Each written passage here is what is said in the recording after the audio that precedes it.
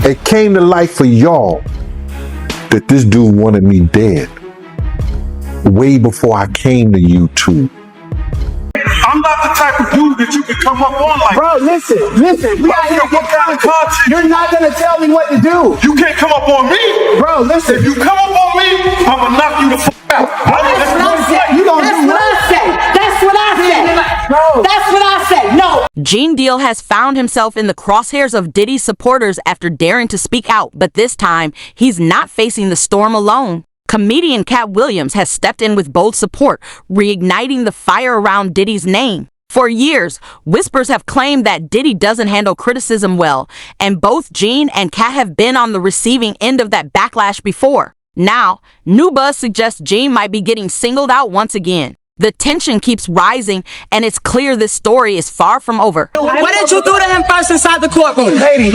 What did you do to Mr. Gene Deal inside the courtroom right before my eyes? And why did I have to get in your face like this and tell you to step back from him?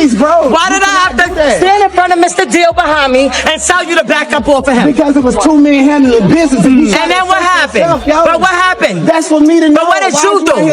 So why are you not telling the truth? My name is Candor. I'm transparent. I'm true. You right here. C-A-N-D-O-R. Energy with you, sweetheart. I can't. But you didn't have the same energy with him when he came outside either. When he came outside, he left. Man, get out of here. He left. He left, yo. Like telling somebody to whoop my ass. He didn't tell him that. He wanted me in the dirt and was trying to rock me to sleep. He knew where I was. Researcher Bonds, Diddy's former security guard, recently dropped a serious claim, saying Diddy ordered his crew to go after Gene Deal. Gene later confirmed the story himself, adding weight to the accusation. In a new video, Gene admitted he's been extra cautious lately, avoiding certain spots out of fear for his safety. Behind the curtain, whispers suggest Diddy is turning up the pressure, with many convinced Gene is being closely monitored and intentionally targeted. He wanted me dead way before I came to YouTube. Because I was having meetings with serious dudes in the street. And he refused to sit down. So what did he do? He tell his security team. He didn't tell the NYPD officers. He didn't tell the Department of Correction officers. He didn't tell none of the parole officers or anybody he had working for him that was officers.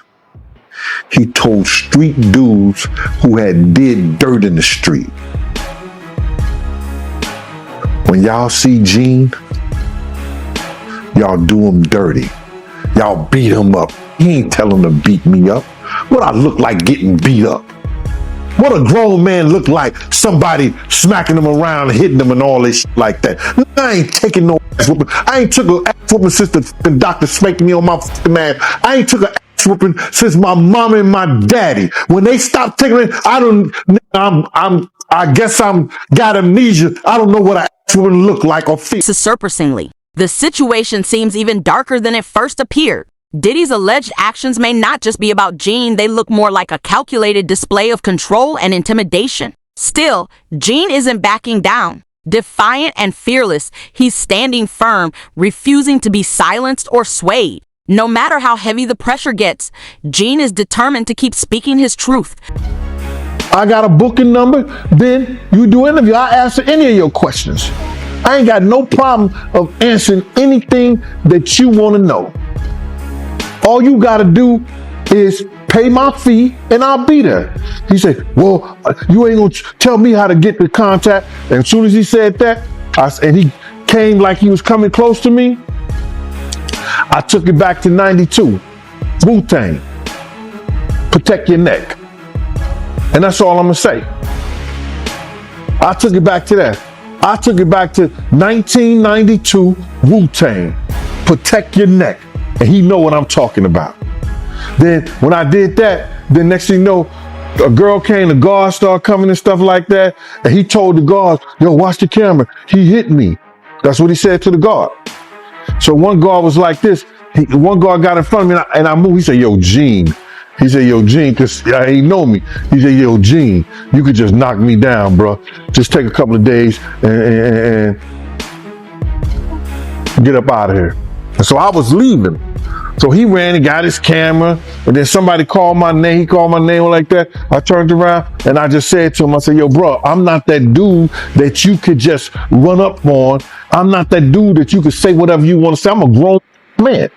You understand? I'm not the dude that you can say whatever you want to say to, because if you run up on me, I'm going to knock you the F out. And that's how that went, bro. And it's nothing I'm proud of. You understand? But you don't talk to grown men. I don't care what kind of YouTube show you got. I don't care what kind of, you want to go viral, you want to do this and you want to do that. You conduct yourself as a gentleman. You want to call yourself a reporter. You don't see all the reporters who went to school. You don't see all the reporters who got their degrees, who got, you know, who worked up the ladder to become who they are, yelling and screaming and cursing and saying all kind of crazy shit to people. You don't see that. But if that's what Gene saw this moment coming long before it hit. Diddy had already tried to silence him, with insiders allegedly reaching out, warning him to stop airing private truths. Those cautions weren't empty. Diddy's circle has a well-known history of going to great lengths to protect their image. In Hollywood, power never stays quiet when challenged. And Katt Williams learned that the hard way when his unfiltered honesty led to serious personal consequences. I'm colder than a fan. They took my children from me. Yeah, I mean, how terrible is that? I did want to ask. The cops, you know, allegedly found some guns and. Yeah, they always find guns. I never leave without a girlfriend. I'm on the middle of an interview, sir. Sorry about. Look, they found guns and drugs. Now, is drugs? That's what it was reported. Sir, you can look at my paperwork. There was no drugs. Weed is not a drug. Yeah. I mean, do you think that's safe for kids to be around guns and stuff like that? I mean, I'm just curious. How do you keep this kid safe without guns? They were in a lockbox that the police broke. Oh, okay, yeah. I mean, saying, if the police come in and raid my place and break into my gun boxes, you're gonna find guns. But these aren't. Well, I'm not in a gang. What difference does it make? Now, you were actually stopped for this and let go because you have a license for it. No, right? This is their 9th time coming to my house. The problem was this time they came to my office and took my kids from an office. Not from my house, from an office. So now when I can't have my kids at my office, that's an issue. I must be the most terrible black dude. Katt was still wearing Kevlar to bed. To bed. I would get in bed with him at night and he would have Kevlar on. What?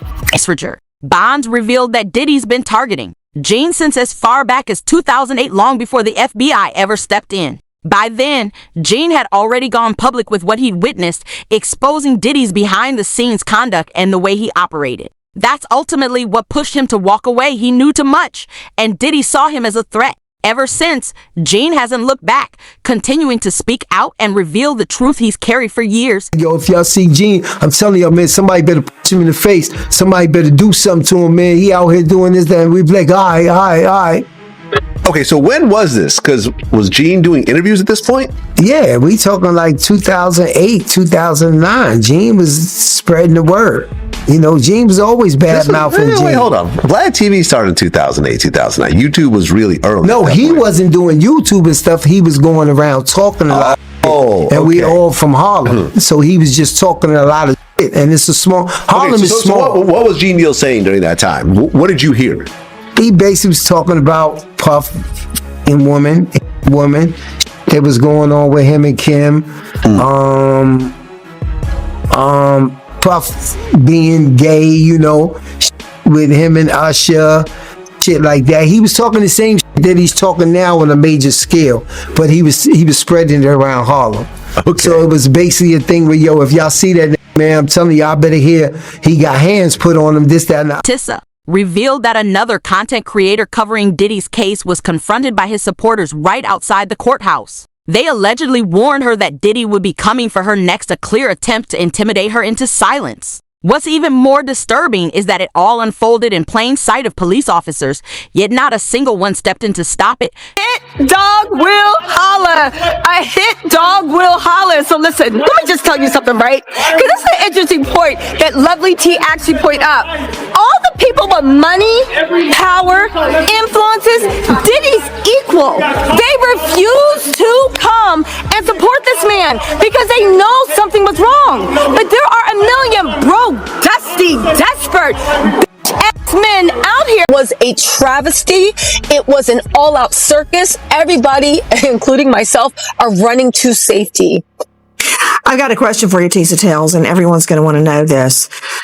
You're in a car right now. You had to leave the courthouse. Why? I had to leave the courthouse because Diddy's supporters were out of control. The first time I ran and did my live, of course, I had 2 armed security guys. Everyone told me, the people in the courthouse is like, make sure you have security. There's a lot of weird stuff going on. It wasn't just me, but I'll tell you what I experienced. Diddy's supporters surrounding me, threatening me, saying that they were going to hurt me. It was a serious situation. It got so bad and there was so much chaos and violence that they actually had to lock the courtroom down and force the Diddy supporters across the street. It was something myself, the news media, mainstream media, new media have never seen in their lives. The level, and again, the jurors, I hope to God they know how to sleep at night.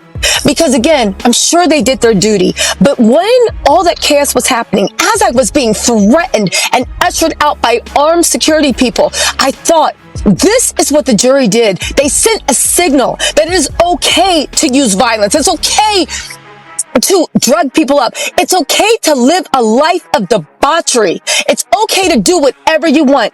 Because guess what? If you work hard enough and you have enough money and enough delusional fans and you have ingrained yourself in culture enough that you can do whatever you want. And 12 of your peers will look the other way. Again, this jury was shocking. Tisa Tells, when you say that Sean Combs' supporters threatened you, what were they saying? They were saying, you effing B, we're going to kill you, you effing B.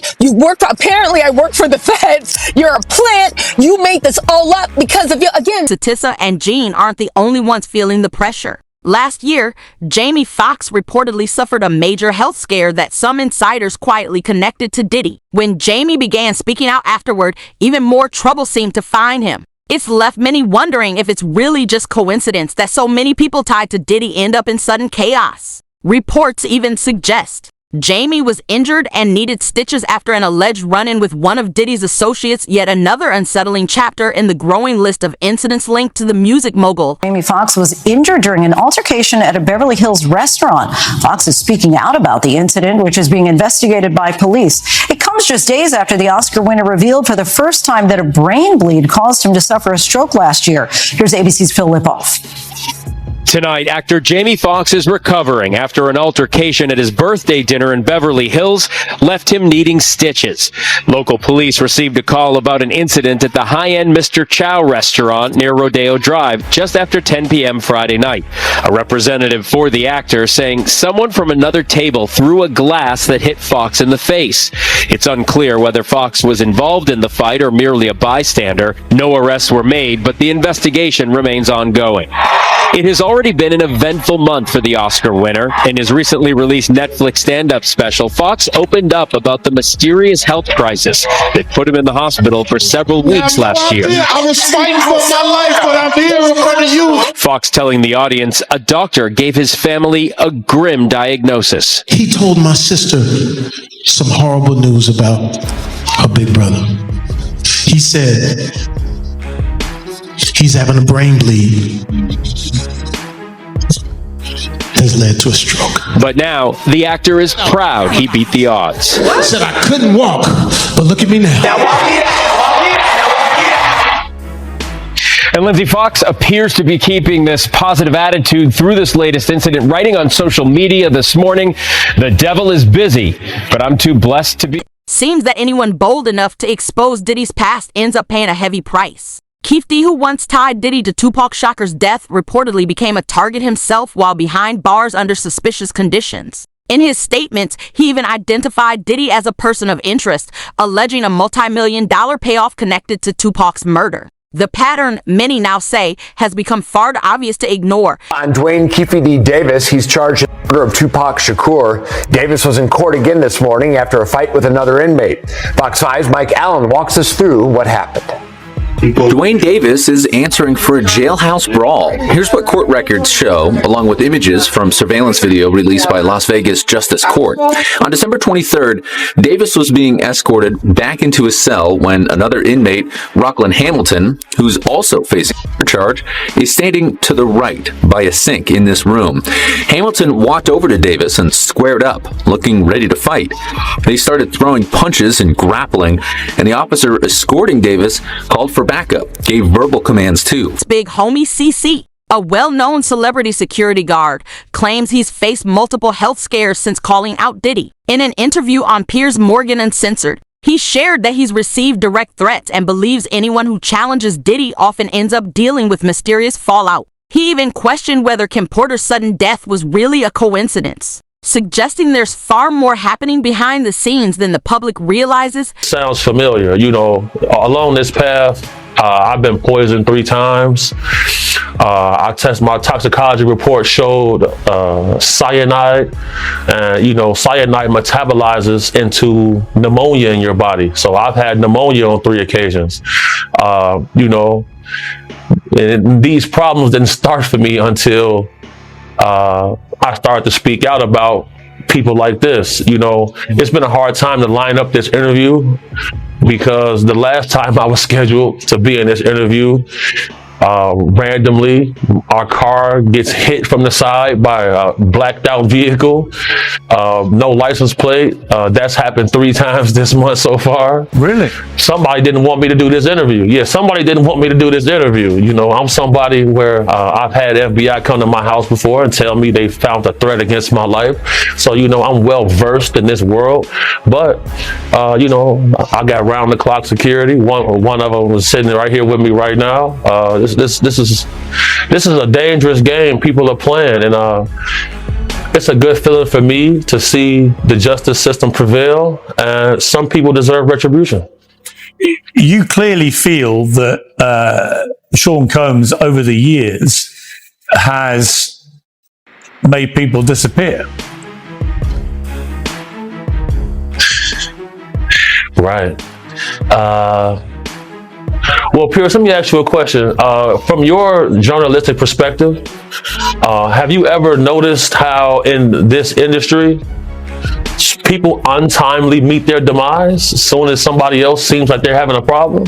Have you ever seen that before? Well, there was, of course, the case of one of his other ex-girlfriends, Kim Porter, who died of pneumonia at a very young age. You just referenced your own situation with pneumonia that you believe was deliberate poisoning. Do you believe that may be what happened to her? Why are so many people coming down with pneumonia?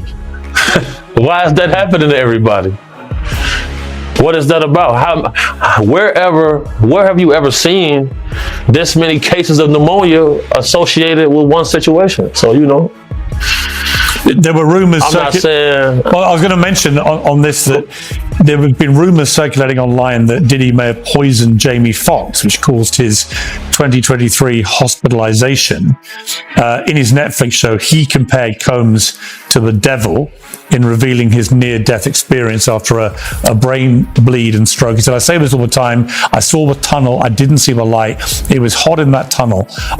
Have I gone to the wrong place? I looked at the end of a tunnel and I thought I saw the devil saying, 'Come on.'" Despite the threats, Gene Deal remains unshaken. In multiple interviews, he's made it clear that he's not scared of Diddy or anyone working to shield him. After witnessing so much, Gene is determined to keep speaking his truth, no matter the cost. Now that the world is finally paying attention, there's no turning back. Even recent confrontations outside the courthouse haven't fazed him. He knows intimidation is just a sign of weakness, and it won't silence him now. And God knows I could bodyguard myself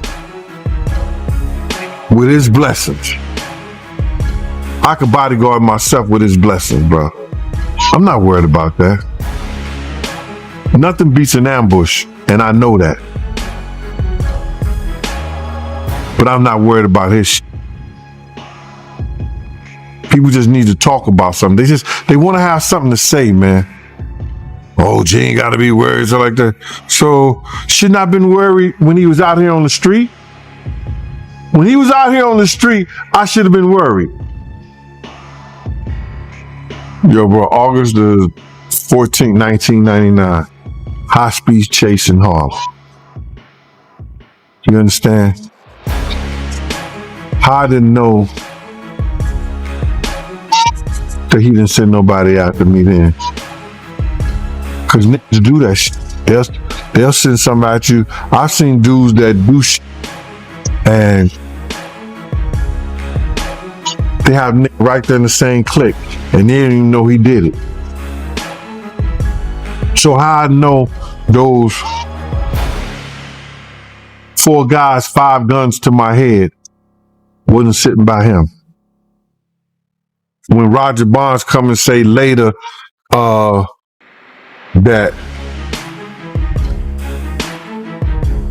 Diddy wanted something done to Gene Deal. While Diddy was behind bars, Gene Deal reportedly began receiving calls from people within the mogul's circle suggesting Diddy was ready to pay for his silence. But after spending over a decade inside Diddy's inner circle, Gene knows the game all too well. This time, though, he's done playing and he's not backing down. I tried to get you to stop talking about him. This is relayed to me by Kirk Burrows. This guy is like this with Diddy. You seen him on Drink Champs with him. You seen him walking the streets in Miami with him. The whole 9 yards. So I'm saying to him, what does he want to talk to me for? He ain't got enough to say. He ain't got nothing to say to me. He said, yo, Gene, he said enough is enough. You know what I'm saying? Enough is enough to what? And I told Kirk Burrows, I said, yo, if he wanted, I said, he don't want to talk to me for himself. He wants to talk to me for Diddy. And I ain't got nothing to say to him. He ain't said enough is enough to Wolf Mother when he cursed out and told her all kinds of shit. Did he say enough is enough to Big's mother? What do you mean enough is enough? And that's how that conversation went. How did you feel about it after you were done? I felt that, like, because they must have got at Kirk Burrows, because Kirk called me with the bullshit. Well, you got to fix that. You know this, man. God, excuse me. Listen here, bro. I don't care nothing about none of these industry cats and what they do and how they do it. That's their business. You understand? I don't tell a man how to screw his wife and how to spend his money. You don't tell me what I got to do with my time. Point blank. Do you feel like at some point Diddy could try to come after you or do something? You know, being that he's went after a lot of people. He's did a lot. Exposures. You make yourself vulnerable to all kinds of attacks, seen and unseen. What happened to my friend? When he passed away, there was $250,000 on my head and $150,000 on his. But what if I had decided to go back with my head held low and said, Sean, I'm willing to play the game, and then found a way to get inside of him and move him around? Reports indicate that Diddy has allegedly tried to intimidate or retaliate against those who dare to speak out about him, which insiders say is exactly why Gene Deal started getting warnings from people close to the situation. Many believe those cautions weren't just idle talk, but clear signs that telling the truth in Diddy's world comes with serious consequences. News came out that his former bandmate from Dirty Money, she called the other group member Gunn 58 times trying to get her to stop the lawsuit against Diddy. She ain't the only one he was trying to get in contact with. You understand? He sent somebody through somebody else to try to get in contact with me, telling me enough is enough. Oh, okay. You tell Big Mama that enough is enough. You can't tell Wolf Mama enough is enough. You tell D Ferg Mama enough is enough. You understand? You tell all those people who supported you and they survivors enough is enough. You didn't tell me about that. So he tried to get somebody to reach out to you? No, I got a phone call from Kirk Burrows. And Kirk Burrows, and I ain't gonna even get this guy no play. Not Kirk Burrows, but one of the tough dudes that I know that's real close to him said, Kirk told me, yo, he want to reach out to you, Gene. He want to speak to you. I said, speak to me for what? What do you want to speak to me for? If he's trying to speak to me, it's for Puff. Point blank. I know the dude. I know how close he is to Puff. He's been with Puff from day one. So he ain't got nothing to say to me, bro. But Kirk Bro did say to me that the dude said enough is enough. When do it becomes enough? Just go ahead and move out the country, baby. Pack a little white guy up. Get on out of here. Go protect your family. Because if you think Sean and he done beat it and you got 30 out of him, at the least, me personally, at the least, I would get your boyfriend every time somebody see him. Like I wouldn't have to be there. So I'm telling you, if I would do that, I don't know, you know Sean better than me. Cassie. So you believe that Diddy, he'll try to harm Cassie if he get up? I think so. I'm not trying to, man, it's hard because I don't know what Sean's getting out. I don't know what Sean is getting out of prison. I don't know if Sean is reformed. You get what I'm saying? Like, I don't know if Sean gonna get out more arrogant now that you just beat the feds. You see his kids dancing around. They don't look grateful. They look like, yeah, we gonna keep winning. That's not the attitude I would be giving. When I beat my case, when I walked out on my case, I dropped to my fucking knees. I didn't want to be around nobody. I'm happy as shit. I'm not celebrating blowing up in the law face because I know I was just fucking crying, begging God. Nobody was in there with me. I was begging him. So how I look like to get out here and act like some macho hero, like I wasn't just being a little bitch on my knees for my father to save me when nobody else would. So I don't know what P. Diddy getting out. But me, personally, you took 30 million from me, I would advise you to get, I would get out and tell you to leave. Diddy's empire is beginning to crumble under the weight of growing pressure, as the very voices he once tried to silence are now speaking louder than ever. Evidence, testimonies, and first-hand accounts are surfacing, turning long-held whispers into undeniable proof. But this is just the start. The story is still unfolding, and with every new revelation, the truth is coming into clearer view. Stay locked in, subscribe, and watch closely because the real story is only just beginning to break.